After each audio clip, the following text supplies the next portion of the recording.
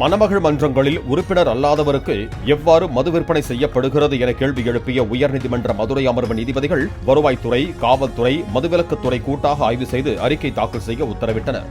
தமிழகம் முழுவதும் அனைத்து மணமகள் மன்றங்களிலும் ஒரே நேரத்தில் திடீர் ஆய்வு நடத்தி சட்டவிரோதமாக செயல்படும் மன்றங்களின் பதிவை ரத்து செய்ய கோரி வழக்கு தொடரப்பட்டது. அதன் விசாரணையின் போது மணமகள் மன்றங்கள் விதிகளை மீறி பொதுமக்களுக்கும் மது விற்பனை செய்யப்படுவதாக மனுதாரர் தரப்பில் தெரிவிக்கப்பட்டது.